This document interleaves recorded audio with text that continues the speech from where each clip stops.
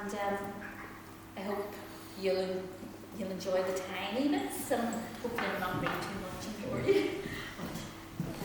So, the angels under my bed. I picked this little section here because it's just from about my grandpa in it.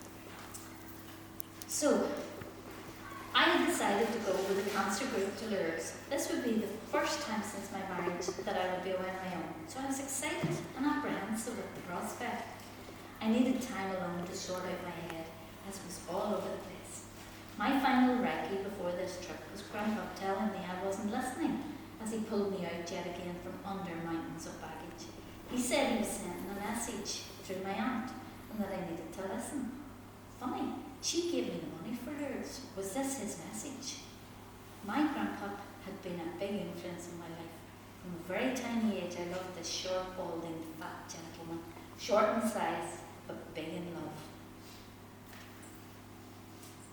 Nothing was too much bother for him, where we were concerned. His shop was in the city centre, a ladies and gents hairdressers and a sweet shop. For 50 years he ran it until 1987, when in his mid-80s he retired. But sadly, the shop retired with him, and no one in the family was interested in the business. Customers were by now the regulars who stayed with them from their beehive days, but they were now settling Blue Rinse parents instead. Granted, the parents had made a fuzzy return in the 80s, but not Blue. In the 60s, I loved it when my mum would take me in and she was having her highlights done in this ladies' room. Was a poodle parlour of female delights. And then I'm just skipping on a wee bit. As I got older, I didn't call in as much, unless I'd lost my bus fare or dinner money. When I was studying in the library, this very building, I would call to say a quick hello, but I no longer wanted to stack the rollers and tidy lines, and pretty ladies were all gone by then. By now the shop was growing old along with my grandpa. Old workers, old customers. But he still made that daily journey at 7:15 every weekday morning, except Monday, as that was the hairdresser's day off. When I worked in the Mater, I joined him, sleepy-eyed on this journey. He was always at the bus stop in his camel raincoat, brown hat, hands behind his back. He didn't need to make this trip. He'd made his money. He'd built my grandmother a beautiful home. But he did it because it was a job he loved doing since he was 14. So he'd go in and muddle along at a slower pace. And his time was short back inside. He would shoo me down the bus, telling the driver and anyone else awake enough to listen that I was running the Mater Hospital single-handed. Then he would proceed to tell them how I could peel pots once, back to front with my cutie hand, and cook for an army while baking him a great cake. I would lean my forehead against the window, cold from the early morning frost, to grab a few minutes shut-eye, smiling to myself at how only a grandpa could love you enough to think you were so perfect. These were good journeys, and now that he's not here, I wish I'd kept my eyes open a little bit more. Now I have to pay my own bus fares and live with my imperfections, as he isn't there to tell me how great I am. We think people will live forever, but they can only do that in your heart. His last year was blighted by confusion and many strokes.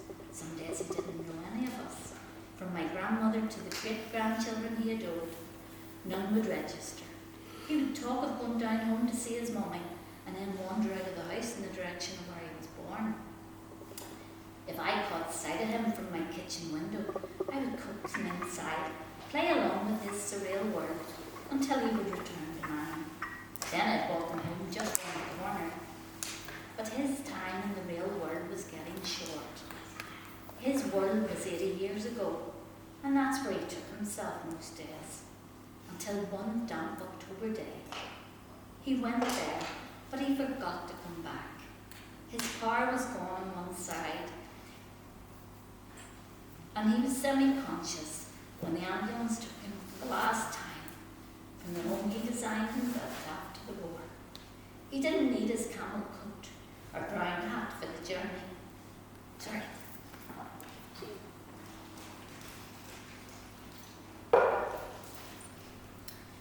He didn't need his camel coat or brown hat for the journey. I never heard my grandpa speak after that day. No more ice cream sliders, no more picky poo, no more a sweet for your hand and one for your pocket. No more grandpa. In hospital, I fixed his hair. The nurse had combed it the wrong way, to the wrong side, but she wasn't to know. It was a very wet, miserable Halloween day when I stood by that muddy hole in the ground, holding my dad's hand tight, as we both said our goodbyes to the man we loved. But I don't go to that graveyard to find him anymore. If I want to talk to him, I go to his seat on the porch at number 3. I still feel him there, taking the air in the evenings, getting his forehead burnt by the late summer sun. And now Reggie and my sister have given me a chance to see him again. Maybe it's only a picture of my subconscious, but for that hour, it is real. He is real. And it was about time I heed his messages. So that's a little bit of my impulse one.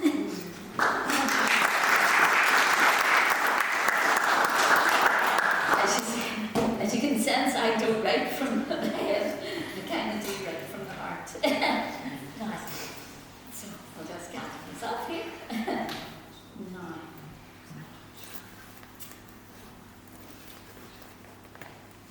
Okay.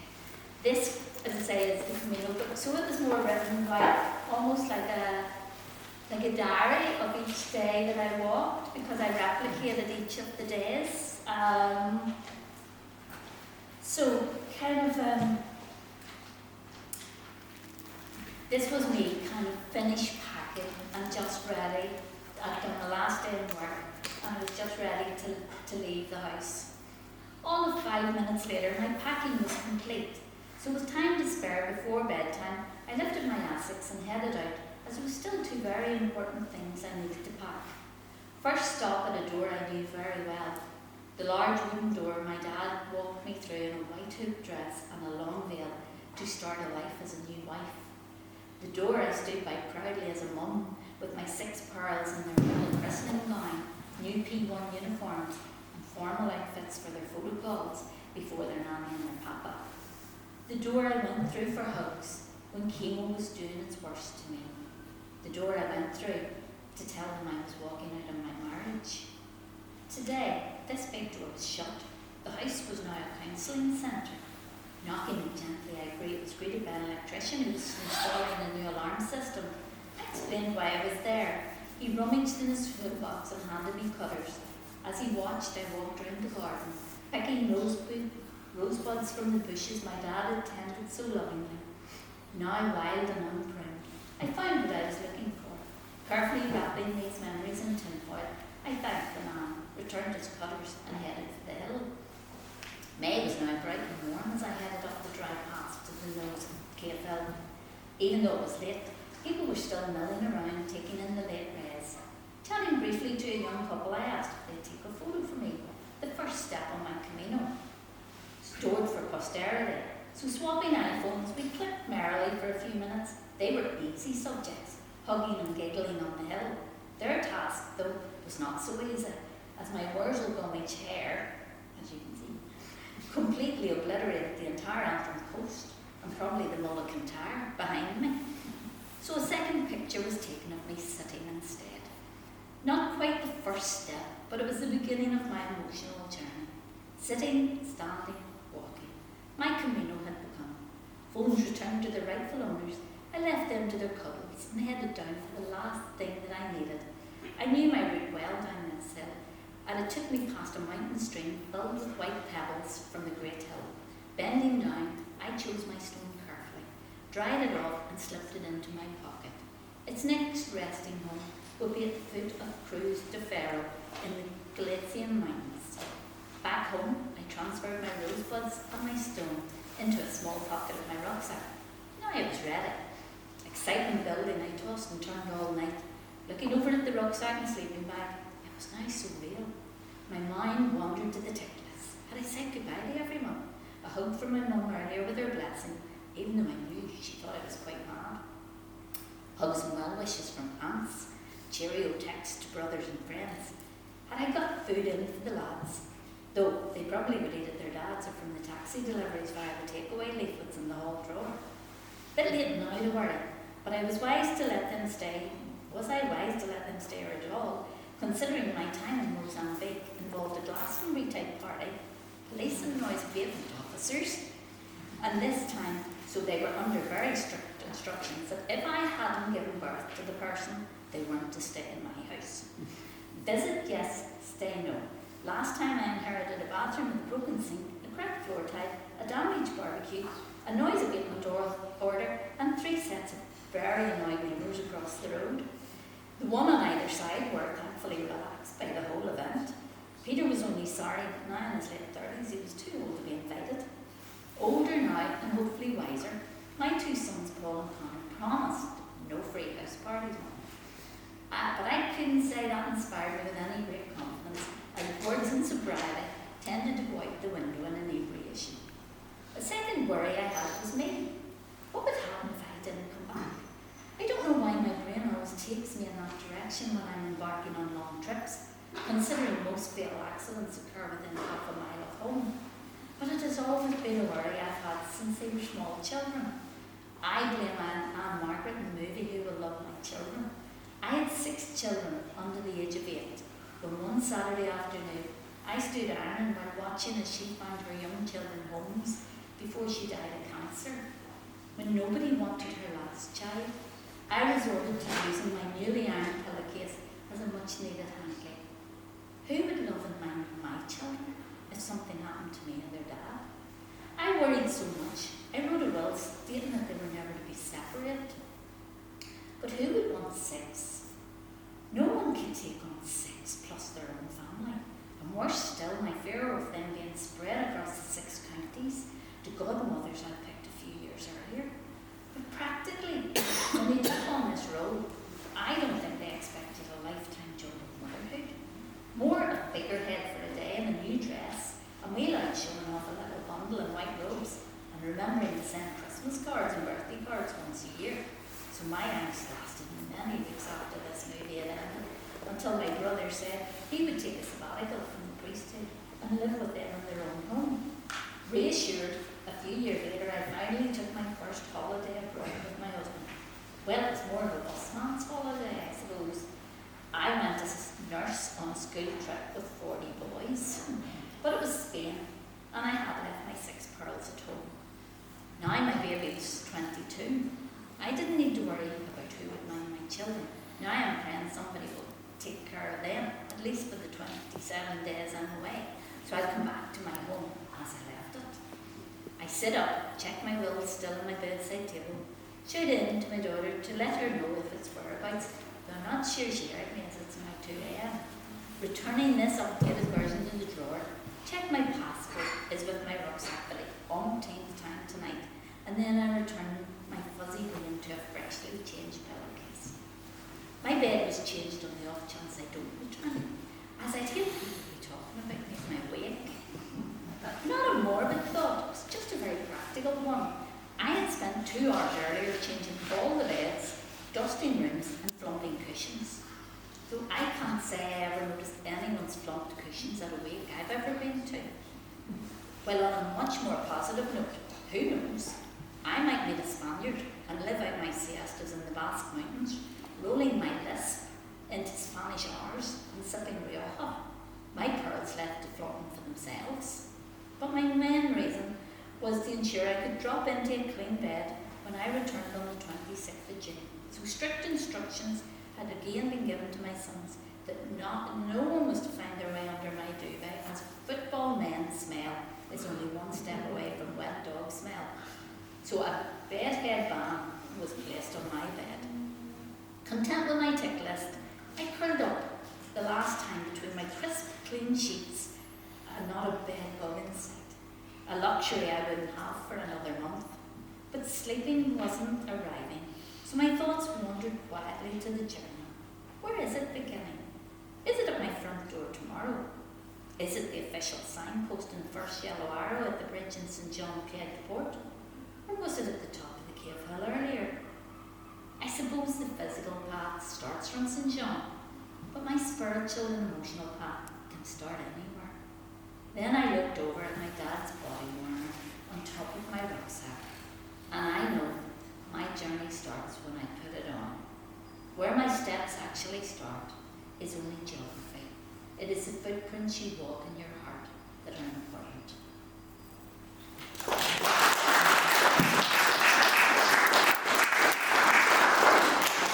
Now, as I said earlier, those two books are very much a story, of memoirs really. They're very true, they're very every part of me.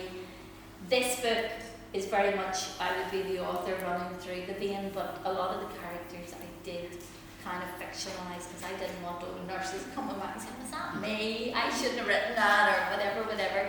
So all through characters were probably a bit blended. I would say that the trinity of me. Anya in the middle was the author, North Belfast girl. Mary, the girl who came from Derry, who was quite religious. I'd say in a way I was spiritually religious and wanted to go to Africa, and I always wanted to go to Africa. And then Bridget was the wild child that maybe I never was, but I've always loved to have been.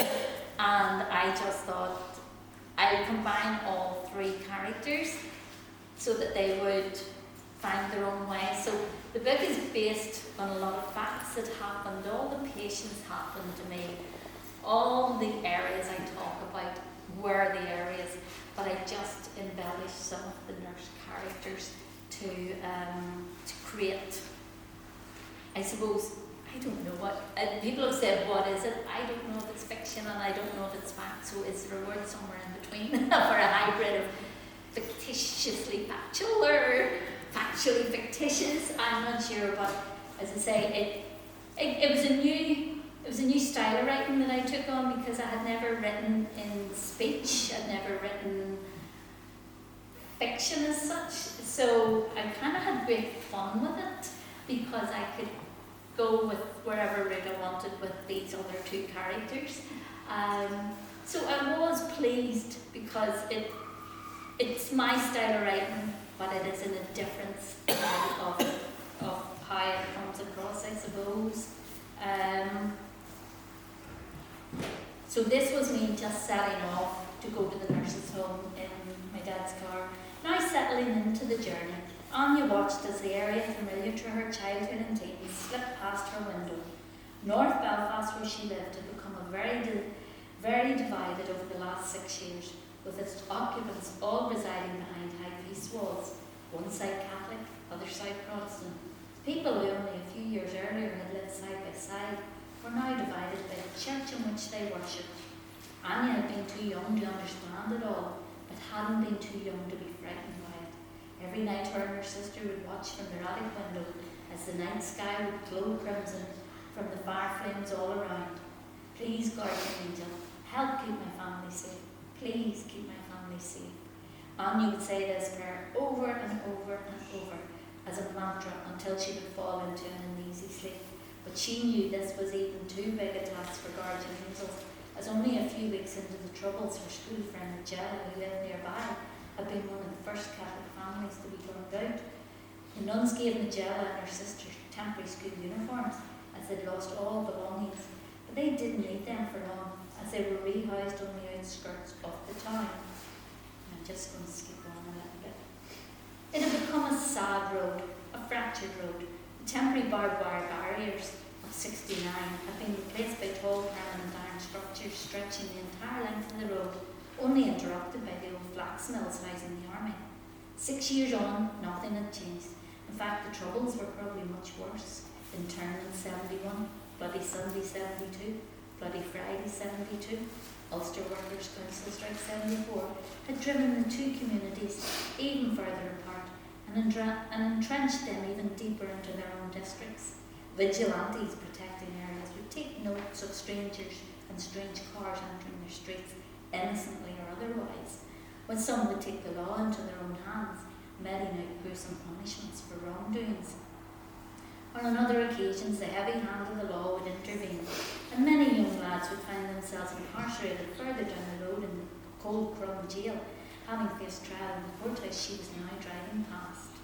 This beautiful building with its Corinthian columns, standing since 1850, was like everything else in Belfast, was now hidden behind a ring of steel and barbed wire, protected round the clock by armed guards, while opposite stood the jail, a cold black stone building, to its front near the footpath a row of warden houses, and behind a high wall.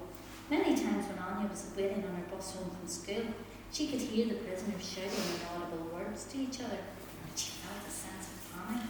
For anyone who had to spend their days in a cell 8 foot by 6 foot, she suffered from severe claustrophobia following two childhood events.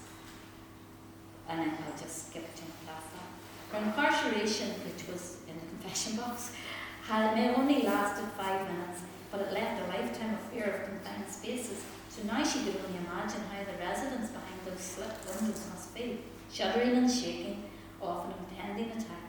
She brought her eyes back to the courthouse and the tall statue of justice holding her scales and sword over this world of terrorism, murder and mayhem. Justice had become so distorted.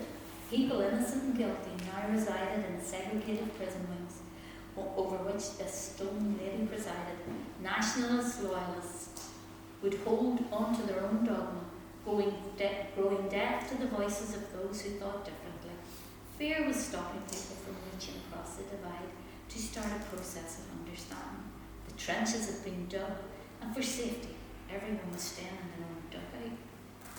Maybe it's best you're blindfolded, Anya whispered to the statue as it disappeared in the rearview mirror.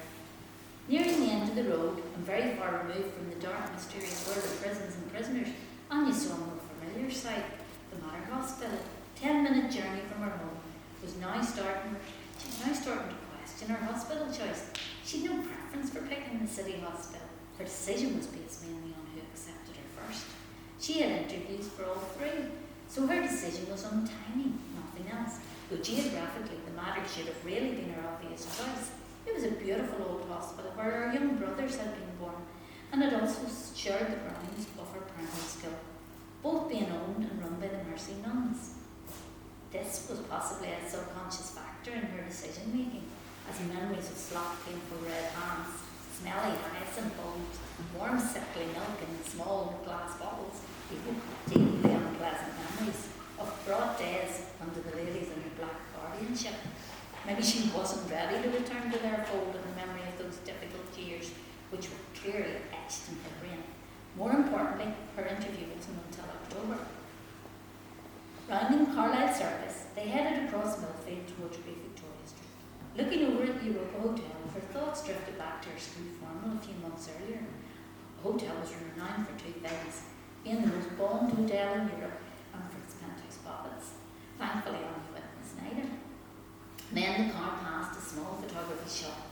Smiling, she thought back to the 2 years earlier when her and her sister spent their Saturday earning £5 selling cameras and taking passport pictures, usually of each other when they were bored. "Are you sure you don't want me to drop you at Mr. McGee's?" her dad said. Mr. McGee had been a good friend of her dad's, which probably explained why they got the job so easily. "No, you're all right, Dad. I think Mr. McGee was glad to see the back of us," Anya laughed. Photography was quite a niche hobby in the early 70s, so demand for expensive cameras wasn't high.